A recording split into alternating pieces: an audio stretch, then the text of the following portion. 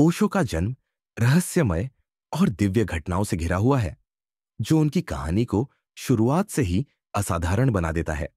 जब उनकी मां 5 महीने की गर्भवती थी, तो उन्होंने अपने माता पिता के घर जाने का निर्णय लिया, जो भारत में पहली संतान के जन्म के लिए प्रचलित परंपरा है। यह यात्रा बारिश के मौसम में हुई थी और रास्ते बेहद खतरनाक और मुश्किल थे, लेकिन उनकी मां ने साहस दिखाते हुए यह यात्रा तय की।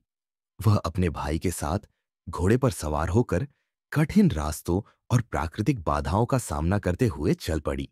इस यात्रा का सबसे अविस्मरणीय हिस्सा तब आया जब वे उफनती हुई नर्मदा नदी के पास पहुंची।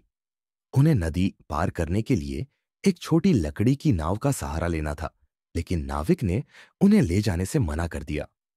एक प्राचीन मान्यता के अनुसार गर्भवती महिला, विशेषकर यदि वह पुत्र को जन्म देने वाली हो, तो नाव पर यात्रा करना अशुभ माना जाता था और नाव के डूबने का कारण बन सकता था। कोई और उपाय न होने के कारण वे 3 दिनों तक नदी किनारे इंतजार करती रही, असमंजस में कि अब क्या किया जाए। इसी दौरान उन्होंने पास के एक मंदिर में शरण ली, जहां उनकी मुलाकात एक संत साईं बाबा से हुई। संत ने ओशो की मां को देखकर कुछ असाधारण महसूस किया। उन्होंने उनकी कोख पर हाथ रखा और कहा, यह बच्चा कोई साधारण आत्मा नहीं है। यह संसार में प्रकाश फैलाने और कई लोगों को आध्यात्मिक मार्ग पर ले जाने के लिए आया है। उनके शब्दों ने नाविक को इतना प्रभावित किया कि वह अंततः उन्हें नदी पार कराने के लिए तैयार हो गया और इस प्रकार उनकी यात्रा आगे बढ़ी।